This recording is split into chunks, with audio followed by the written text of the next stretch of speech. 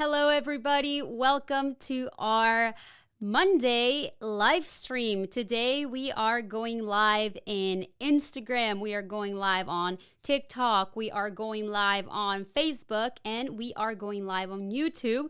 It's a very ambitious thing that we're doing, so hopefully it works. My name is Laura Cantu.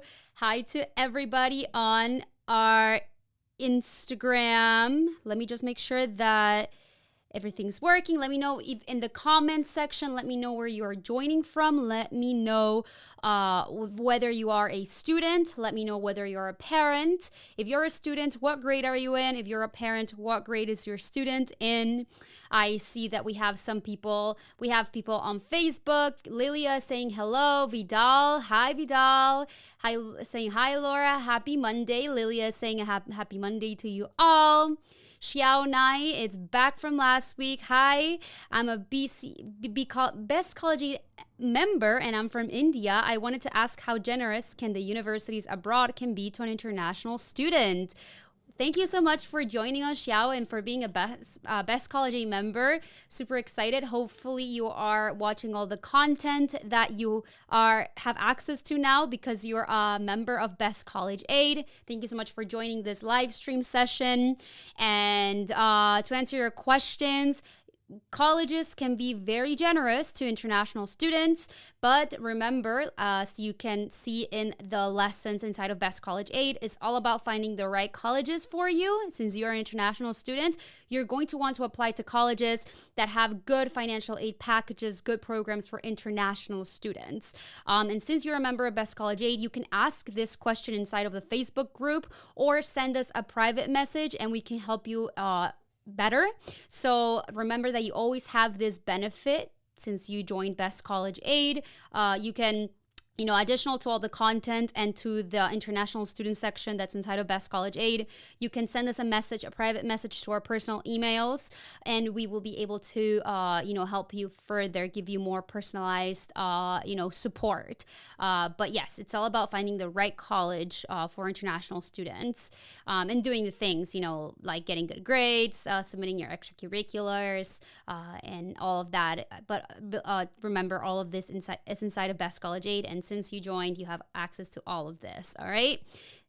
We'll get to the questions in just a second because we are having a live Q&A session and we're talking about College Decision Day today, which is a big day for high school seniors, students who are, have already applied to college and have to make a decision onto what school they're going to go if they haven't done so already. So we'll talk about that. I see that on Instagram we have some people watching and commenting. Route 7 is saying hi.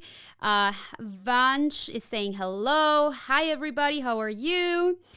We have Amber saying, hey, I've been admitted to the University of Bridgeport. Can you please tell me about that university? All right. Obviously, from the top of my head, I wouldn't know exactly this university has this and that.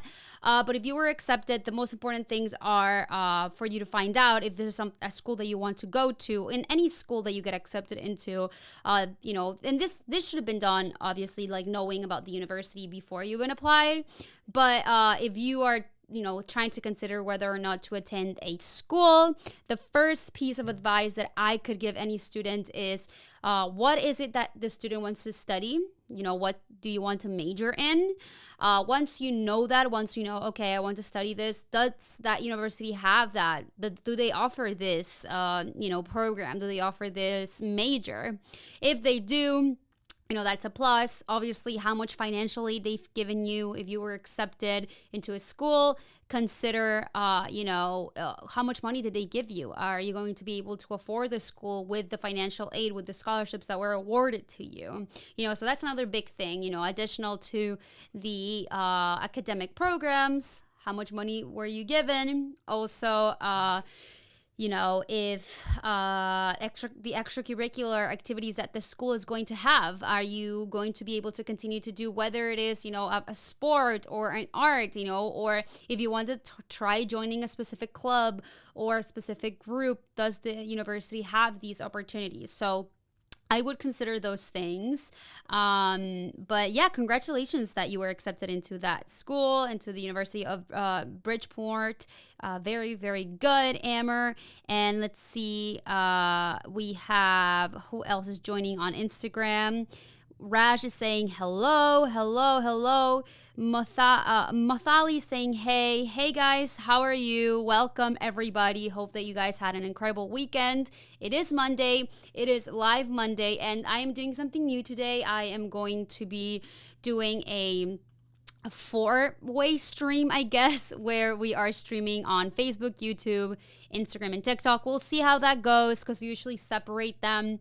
But, we want to be able to help as many people as possible throughout, all of our platforms. So, let's see if this works. And today is a live Q&A session. Today, it's also, I want to remind students and just talk about something called College Decision Day, the National College Decision Day. The deadline is approaching. I will explain what this is in just a second. And, I will also be answering your college planning, college related questions, because I know a lot of students have questions like this. So stay tuned for that. I want to invite you to follow us in all of our social media platforms. For our English platforms, you can find us at Best College Aid USA in every platform. Obviously, if you're watching this on TikTok or Instagram, you can see you already found us there. It's Best College Aid USA. But I recommend, if you're watching this on Instagram, I recommend that you subscribe to our YouTube channel and our Facebook if you have Facebook, because we do these live streams on YouTube right now, and I can share my screen with you. We have a whole studio where you can see our presentation. You can see the slides that we share, and I will show you this to my TikTok, Instagram friends as well. We have a whole studio. We have the camera, we have the presentation that we've prepared for you. It's definitely more organized. So I invite you to subscribe to our YouTube channel so that you can see the slides. You can watch all of our YouTube content that can be super helpful for you. And also, just so you are on top of all the content that we share. I am having trouble. Let me organize myself. All right, perfect. So if you want to subscribe to our YouTube channel, all you have to do is, look us up on YouTube. Is Best College Aid USA. I've also put on Instagram stories. I recently put a link to the live stream, so you can go check out our latest story and subscribe and watch this on YouTube because it could be very, very helpful. Alrighty, so I'm seeing questions. I see that Dina Vareta is saying, I'm a first-generation student with good grades. Is there any way to get full ride scholarship? All right, so there are several ways to get a full ride scholarship to college. Being first generation, there are specific scholarship programs that a lot of private sources have for first generation students. There are colleges that have scholarships for first gen students, and the fact that you are saying that you are first generation and that you have a good GPA, that you have good grades, this is all going to work in your favor.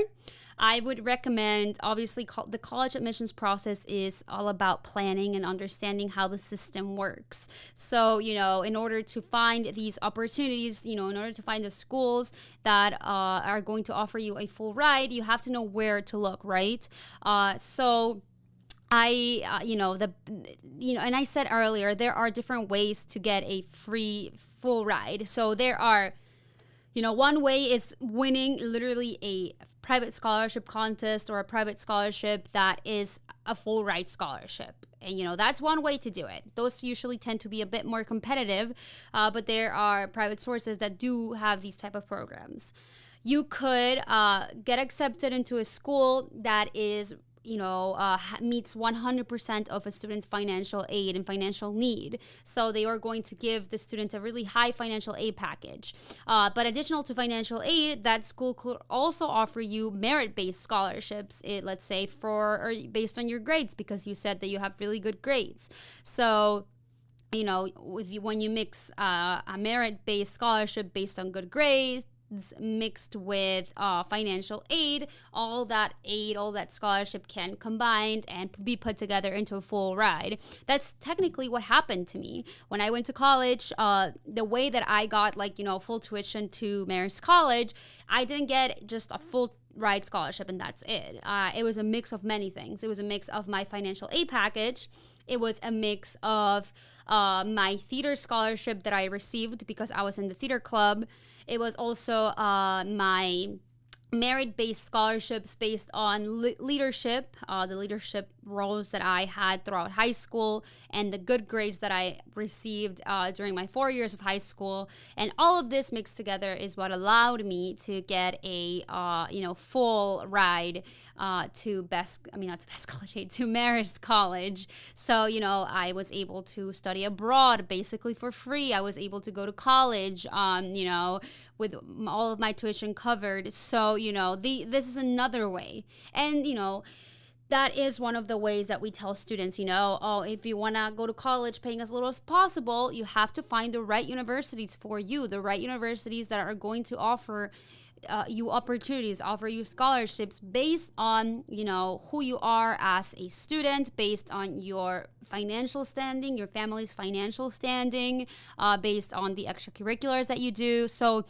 different aspects of your life as a student, of your personal life, or of your extracurricular life, your academic life can affect whether or not you're going to get a full ride or get really good financial aid, high scholarship options. So that's why it's important to understand how the process works. And if you want to learn how the process works, I always invite you guys, and I really hope that whoever has heard this before has already registered for our free training. We have a free webinar, a free masterclass called The 6 Strategies to Help Your Children or Help Yourself, if you're a student watching this, get accepted to college, and not only get accepted, but get accepted with scholarships. During this free training, we teach students the 6 things that me and my 3 brothers did in order to get accepted to college with more than $600,000 in scholarship and financial aid combined. My 3 brothers and I were all accepted into amazing universities. We were able to graduate debt-free, and we decided to put together this training to share this strategies that helped us, and to share strategies that we have also used with our students that helped them also get accepted to college. We have had students that we actually just had a student get accepted into Boston University. Her mom messaged us about a couple weeks ago, and she got really high scholarship and financial aid package, and the first go around, I believe she got $72,000. And that was a really high financial aid award. She would only have to pay around $4,000 per semester, but with Best College Aid, another benefit that we have for our members, we teach them how to renegotiate their admissions package, and she was able to renegotiate this package and ask for more money. So I think her daughter has decided to go to the University of Boston University, BU, and with an amazing financial package. Not to mention Boston University already is a great institution. So that was the most recent one that we had. We had students that have gotten accepted into the University of Florida International University. We had a student who got accepted into Chicago, which was also great. We were super proud of them. So all our members are taking advantage of what we offer inside of Best College Aid. And I see that Noob is saying, Noob Master is saying, what about international students? Let me just make sure it didn't cut off for my Instagram people. What about international students? We have students inside of Best College Aid who are international students, who are either here, who live in the United States, but don't have they're not citizens of the United States. So, that basically makes them international students. We have some students who are here in kind of, they're part of DACA, or they are, in the FAFSA, they are considered as eligible non-citizens. So we have students out of Best College Aid that are part in different situations, right? When it comes to their citizenship or non-citizenship. So we do have students who are international students. For example, Xiao is somebody who joined Best College Aid, and there is a section for international students inside of Best College Aid. And of course, we are going to, try to guide him throughout this process. But, there are ways for international students to get accepted into college with scholarships. I went to college, like I said, at Marist College, and I actually became, Marist College was a really good school for international students. It had a really good program that tried to attract and to recruit a lot of international students. I believe it was kind of like a new thing when I first started. This was 6 years ago when I was a freshman in college. But I remember they were starting to try to recruit a lot of international students. They would offer them good scholarships, and I was able to become really close friends with the international group because, I'm from Mexico, so I became friends with one girl who was also from Mexico. She lived in my floor, and she said, yeah, I'm part of the international program. And, I found out, she told me that, our school, Marist College, was really good when she lived in Mexico at, when doing the whole admissions process. And, I had a friend from New Zealand who came to Marist, to our school, with almost a full ride, and a really strong part of her scholarship was because of tennis. She was a tennis player, and she went to Marist with a tennis scholarship, and she also had academic merit-based scholarships. So Marist is not the only school. There's other schools that have really good programs for international students that offer financial aid, offer scholarships. There are some colleges that are not so generous with international students.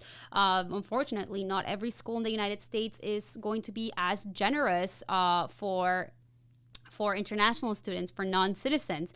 There are schools that are not generous for even American citizens. So that's why it's important that students are really doing the research. Finding a college, creating a good college list is one of, when students ask us questions. And the biggest a piece of advice that I always give to students and to parents is that students emphasize or spend a good amount of time during high school researching schools. There's over 3,000 colleges and universities in the United States. Some schools just go, some students just, hear big names and say, oh, that college looks cool, sounds cool, I want to go there, without even knowing that that school might not be as generous with financial aid, without even knowing that that school might not even offer, the major that they want to study, the extracurricular. So, it starts with figuring out who the student is, what their interests are, and then you go from there. What is it that the student wants to do? If they're doing extracurricular, which school is going to have those extracurricular programs? Let's say a student wants to does theater, like I did musical theater in high school. One of the biggest requirements for me was finding a college that offered a theater program. I knew that I wanted to continue to do it in college, so when I was creating my list, most of the schools on my list included universities that had theater programs, not as a major, because I knew that I didn't want to major in college, a major in theater in college, but I definitely wanted to continue to do it. It was something that I wanted to continue to do as an extracurricular. So that was something that I added. That's just an example, right? That's why it's very important that planning ahead of time, getting to know yourself if you're the student, if you are a parent watching this, getting to know your student, helping them through this process, and, creating a good college list. All right, we have a question from Xiao Nai saying, could you tell me about early action and early decision applications? I don't think you would talk about them on Teachable, or did I just not come across it? No, yeah, we do have a section, Xiao. We can actually send us a message and we can send you these where we talk about early action and early decision, the types of applications. But yeah, just a little, summary, or a small explanation of what early action, early decision is. Early action and early decision is, these are two types of college applications available. Not every college and not every university in the United States offers early action. Some do early action, some do early decision, some do neither, and they only have rolling admissions. So it depends on the school. But the schools who do offer these types of applications, they are early applications, and sometimes these usually happen around, students can apply, I believe the dates are in November and December.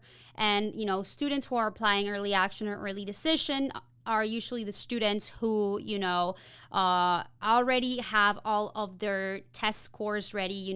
If they're applying to a school that requires test scores, they are the type of students who already took the SAT and ACT, and they know, okay, this is the highest I've gotten. I don't think I have to take it again, because you wouldn't want to. You wouldn't want to apply to a school early and not have the highest possible SAT or ACT, right? A lot of students, and I'm going in a little bit of a tangent, but a lot of students make the mistake of applying early because they think, oh, if I apply early, I will have the highest, chance of getting accepted. But then they have a really low ACT or a really low SAT, and they send in these, sending these scores, having a really low, or sending scores, but they could have done better, unless, okay, like I don't think I can do any better than this. Maybe send early action, but or early decision, but there are strategies that you do have to know. But Xiao, there is information inside of Best College Aid, and we can help you, better, since you are a member of Best College Aid. Send us a direct message, and we will explain this, and we will send you exactly where you can find, the information on early action, early decision, the types of application, and all of that. All right. But hopefully, I know I went on a bit of a tangent, but definitely send us a private message and we will definitely help you, okay? All right, so perfect. So I see more questions. Let's see, Instagram, and Instagram says, M_Rajput says, hello. I see some questions on Instagram. Okay. Gian Ban says, do APs matter for selection in IVs? All right. So AP, advanced placement classes. That is a great question. Advanced placement classes, play different roles and are very important for, for different reasons, right? Not only do students who take advanced placement classes, AP classes, if they pass the end of the year exam, they have the opportunity to receive college credits that could help them, potentially increase, that could help them pay less for college because they're coming in with college credits if they pass the end of the year exam. But another amazing thing about AP classes is, colleges, specifically IVs, specifically more, colleges that are a bit more competitive, they take into account their course rigor, right? How hard were the students' classes? Was the student only taking regular classes? Was the student taking regular classes and honors classes, or were they taking APs, and were they also enrolled in dual enrollment, right? Were they taking basically all college level courses? And usually the more competitive schools, the IVs, are going to want to see college level courses, competitive classes that are a bit more challenging, but not only see that the student is taking these classes, but see that they are passing them, that they're getting good grades in these classes. And additionally, there are awards at the end of each year. For example, I received an award called the AP Scholar with distinction because I took a bunch of AP classes and I was able to pass a good amount of them. So I received an award. I was able to talk about this in college interviews. I was able to put this on my college application, something that also looks great. So yes, Ivy Leagues, they want to see APs. If your school doesn't offer APs, if your school does an IB program, college Ivy schools, or the schools that are a bit more competitive, they are going to want to see challenging classes. All right, so they do play a big role. Thank you for your question. And yeah. All right, so that was a great question. Let me just remind everyone who has just joined this live stream, remind you guys of our free training. If you want to learn even more about college planning, if you want to learn the 6 strategies to get accepted into college with scholarships, I invite you, trust me, watch our free training. You can find it underneath this video's description. If you're watching us on TikTok or on Instagram, visit the link in our bio and click on the link, register for our free training. We teach you the 6 strategies that can help you get accepted to college with scholarships. It's a free training, so I definitely encourage you to watch it. It's going to help you out a lot. If you're a parent, it's going to help you and your children. And if you're watching us on YouTube and Facebook, it's in this video's description, and you can find this, and it's really going to help you. Trust me, it will. Alrighty, so I see another question. We are being asked by Jack Gladden. When is the best time to do college tours? When is the best time? Amazing question. All right, Jack. So the best time, I don't know what grade are you in, but let's assume that you are a freshman. A good time to start, touring colleges can be as early as the summer after your freshman year of high school, maybe sophomore year, that summer. It doesn't hurt to start early, to start visiting colleges early. It's actually very beneficial. Of course, you can go after your sophomore year of high school. When you're going the summer between sophomore and junior year, you can start, getting really serious about those college tours. But the earlier you start visiting colleges, you might get a better idea of what you like, what you don't like. Maybe if you visit a college that you're really interested in your freshman year of high school, let's say we go to the University of Florida, you visit it and you see it, you fall in love with the school, and you realize this is where I see myself when I come to college. You will know early on, this is the school that I want to go to. And then all that is left is obviously figuring out what the average accepted UF student has to do, or usually what their stats are in order to get accepted into this university. And so, the earlier you start doing these tours, the earlier you start to see, what you like, what you don't like. Maybe you go, the summer after sophomore year, you go to, I don't know, the University of Texas, and you see it and you realize, wait, I don't want to go to a big school. So that kind of switches your what you're looking for. Maybe before you were thinking, oh, I want to go to a large university, state school, but then you go visit a couple of them and you realize, you know what, I think I want to go to a private school because they're smaller, or smaller private school in maybe away from the city, or maybe I want to go to a school in the city. So of course, ideally, the earlier the better. You can start, honestly, the summer after your freshman year of high school. Don't leave it until, June, your senior year, the summer before senior year of high school. You can still go and do college visits, but the earlier the better. Trust me. Another thing that is really important, or I guess another benefit of doing college visits, college tours, is that it can demonstrate interest, right? And what is demonstrated interest? Demonstrated interest is basically something that colleges, specifically colleges that are on the top of your list, colleges that you really want to go to, you should try to demonstrate interest. And, doing a college visit, a college tour is a great way to do so. It's basically letting the school that you want to go to know that you really want to go there. So if you go there, you schedule a college tour. Maybe you are in touch with admissions officers, just asking them questions about the school, their programs, not being too overbearing, but just kind of like, showing your interest on the school. That is something that is going to work on your favor, that's going to work for you. It's something that might help you. So definitely, college tours are a great way to demonstrate interest. Alrighty. Great question, Jack. And let's move on to a different question. Let's see. By the way, before we want to move on to a question, I want to explain what College Decision Day is, because I don't think I ever did it, and that's the point of today's presentation. Today, we're having our monthly Q&A, but we're also talking about College Decision Day, which is coming up. College Decision Day takes place in May 1st of every year, this year, 2022.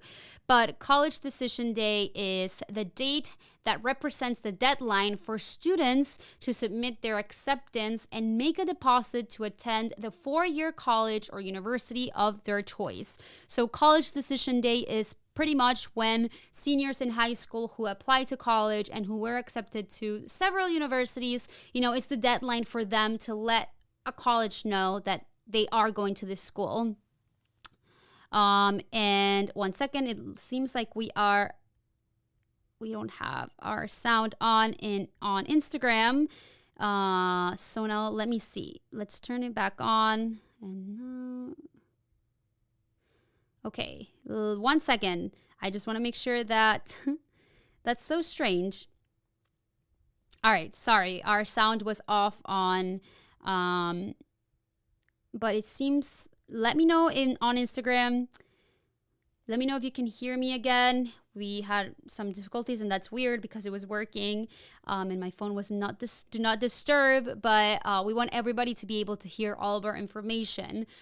So let's fix it. Please let me know if you can hear me, and I apologize to the people watching us on YouTube. I just want to make sure that everyone can hear the same information that we are sharing, but I'll take it back and I'll explain what College Decision Day is for the people that maybe didn't get to hear us on Instagram.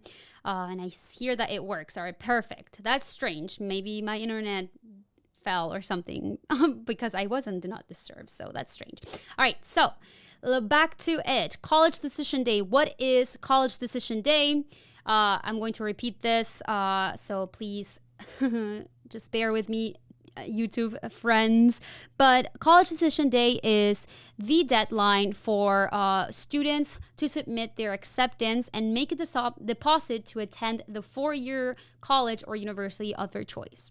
This is the date when high school seniors who applied to colleges, who send in applications, and who were accepted into colleges, this is the deadline that a lot of colleges have for students to tell them, hey, I am coming to this school. Hey, I am not attending to this college. And it's also the deadline to make the deposit.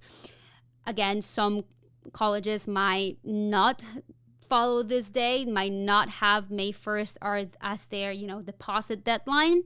A lot of colleges do, especially over the past 2 years with COVID. Some schools did push off their College Decision Day. It was obviously understandable. There was a lot going on. Some, people were struggling financially and didn't have the means to come up with this money, et cetera, et cetera. So, that's why college admissions, the college decision deadline was not May 1st for the past couple of years. Now that things are going back to normal, traditionally National College Decision Day has been on May 1st.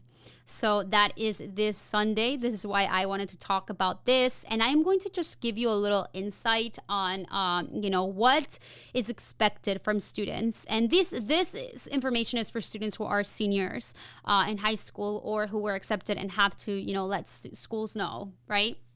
Obviously, steps to take before May 1st or by May 1st, by this deadline, is accept your admissions offer to the school that you want to go to or your student wants to go to. Complete your enrollment deposit, have your student complete their enrollment deposit, because there is a deposit that a lot of colleges and universities have for students. It's kind of like an investment in a way. It's covered by tuition, so it's not like any extra money. It's just a deposit that the student or the family has to make to kind of let the school know, hold my spot in this school because I'm going here. And of course, another step to take with your in May 1st or by the college decision deadline is also let the schools that you were accepted to but you decided not to attend to, let them know that you're not going there. It's a nice thing to do. It looks good. You never know. Maybe eventually you might want to do a graduate program, get your master's in that school. Keep your options open. You want to be able to just, have a good communication, because you never know what could happen. So that is what Decision Day is, National College Decision Day, and it's creeping up on us. It's May 1st. Of course, students can let colleges know whether or not they're attending their school before the May 1st deadline. But, some students wait. I think I waited till the last minute, till May 1st, to make my enrollment deposit, because I was trying to figure out which option was best for me. I mean, I always knew it was Marist, but personally, I think I did wait till not till the last minute, but it was definitely something that I did. I did definitely do it on College Decision Day. But it was exciting, being able to say it's College Decision Day and I've decided to attend Marist College, blah, blah, blah, blah, blah. So yeah, if you have a senior in high school, if you are yourself a senior in high school, that it's still has to kind of make that decision. That deadline's coming. So definitely make sure that you submit your deposit, that you let your schools know you're attending, or you let the schools that you were accepted to and decided not to attend, let them know that you are not going to attend there. Alrighty. All right. So next question is from Monica Cruz. Monica says, which test is easier, the SAT or the ACT? All right. This is a great question. It's a huge question. We get this question a lot. And it's funny because, no test is easier than the other. What we recommend students do is figure out which test is best for them, right? The SAT and ACT, these are both standardized tests that, colleges, a lot of colleges require of students to take in order to make an admissions decision. Some colleges are test optional. Some colleges are test blind. Some colleges don't require these tests. Some do. And we talked about this last week. Keep updated, stay up to date.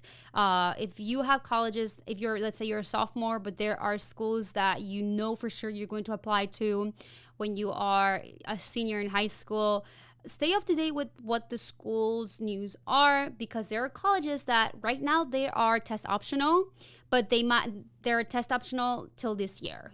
They're going to start requiring these tests again. There are colleges who are going to stay test optional. There are colleges that are going to get rid of standardized tests.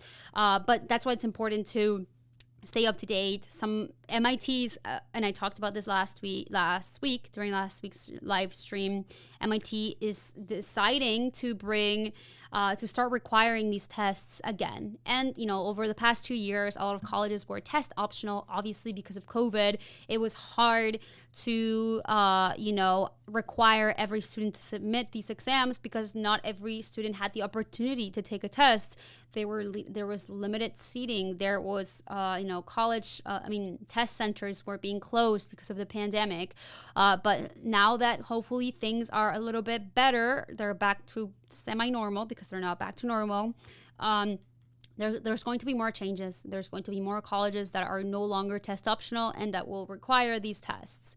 All right, so now that little tangent's out of the way, which one's easier, the SAT or ACT?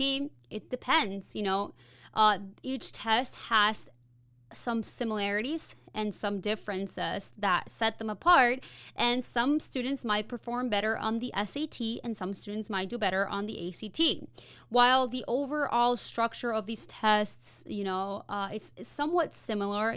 They have a reading section, they have a math section, there's also some differences. For example, the ACT has a science section. The SAT does not.